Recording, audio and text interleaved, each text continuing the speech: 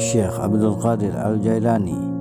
Ia dilahirkan pada waktu fajar Senin 1 Ramadan 470 Hijriah bertepatan dengan tahun 1077 Masehi dan wafat di Baghdad pada Sabtu 11 Rabiul Tsani 561 Hijriah atau 1166 Masehi.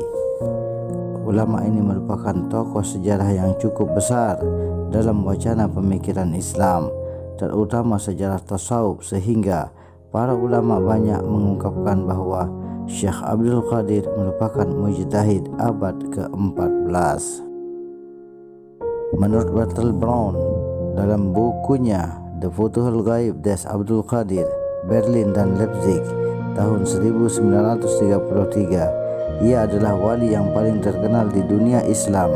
Sedangkan penulis Muslim Jerman Mahmud Ali Aini Un Grand Said del Islam Abdul Qadir Al-Jailani Faris tahun 1967 menyebutkan Al-Jailani sebagai orang suci terbesar di dunia Islam. Ia lahir sebagai anak yatim, di mana ayahnya telah wafat sewaktu beliau masih dalam kandungan 6 bulan. Di tengah keluarga yang hidup sederhana dan saleh, ayahnya Al-Imam Sayyid Abi Saleh Musa Zangi Al-Dawsat adalah ulama fuqaha ternama mazhab Hambali, dan garis silsilahnya berujung pada Hasan bin Ali bin Abi Thalib, menantu Rasulullah sallallahu alaihi wasallam. Sedangkan ibunya adalah Ummul Khair Fatimah, putri Sayyid Abdullah Sumai, seorang sufi terkemuka waktu itu. Dari jalur ini, silsilahnya akan sampai pada Husain bin Ali bin Abi Thalib. Jika silsilah ini diteruskan, akan sampai kepada Nabi Ibrahim melalui kakek Nabi Muhammad SAW, Abdul Muttalib. Ia termasuk keturunan Rasulullah dari jalur Siti Fatimah binti Muhammad SAW. Oleh karena itu, ia diberi gelar pula dengan nama Sayyid. Keistimewaan Syekh Abdul Qadir Al-Jailani sudah tampak ketika dilahirkan. Konon, ketika mengandung, ibunya sudah berusia 60 tahun, sebuah usia yang sangat rentan dan rawan untuk melahirkan. Bahkan, ketika dilahirkan yang bertepatan dengan bulan Ramadan, Syekh Abdul Qadir Al-Jailani tidak mau menyusu sejak terbit fajar hingga maghrib. Namun, kebesaran Syekh Abdul Qadir Al-Jailani bukan semata-mata karena faktor nasab dan karomahnya. Ia termasuk pemuda yang cerdas, pendiam, berbudi pekerti luhur, jujur, dan berbakti kepada kedua orang tua. Selain itu, kemasyhuran namanya karena kepandaiannya dalam menguasai berbagai ilmu pengetahuan, terutama dalam bidang agama.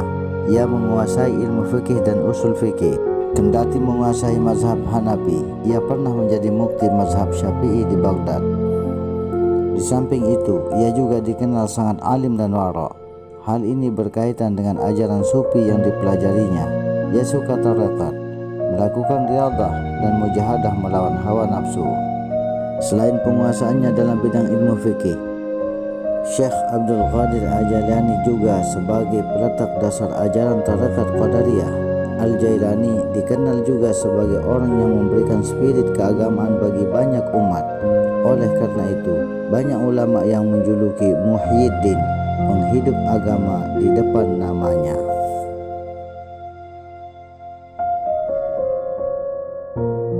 Sahabat yang dirahmati Allah, kerjasama yang baik antara orang tua dan guru sangat diperlukan ketika memberikan pendidikan kepada murid, sedangkan guru harus berusaha memberikan ilmu dan pendidikan sebaik-baiknya kepada muridnya.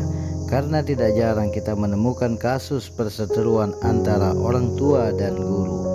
Kejadian seperti itu jelas tidak dibenarkan, karena bagaimanapun keduanya harus berjalan beriringan. Seorang murid harus tahu adab-adab menuntut ilmu dan tata cara menghormati guru. Ada 12 adab-adab menuntut ilmu. 1. Niat karena Allah. 2. Berdoa agar diberi hakikat ilmu yang benar dan berkah. 3. Berusaha bersungguh-sungguh. 4. Berusaha menjauhi maksiat. 5. Selalu belajar tawadhu dan tidak sombong. 6. Memperhatikan guru saat mengajar. Yang ketujuh, meminta izin sebelum bertanya. Kedelapan, jangan berdiri atau duduk lebih tinggi di hadapan guru. 9. Memandang wajah guru dengan penuh rasa suka. 10. Sering memberi hadiah kepada guru. 11. Jangan berbicara dan menundukkan wajah saat guru bicara. 12. Berdoa untuk guru. Sahabat yang dirahmati Allah SWT, demikian biografi Syekh Abdul Qadir Jailani dan beberapa adab-adab menuntut ilmu. Semoga bermanfaat dan menjadi tambahan wawasan buat kita semua.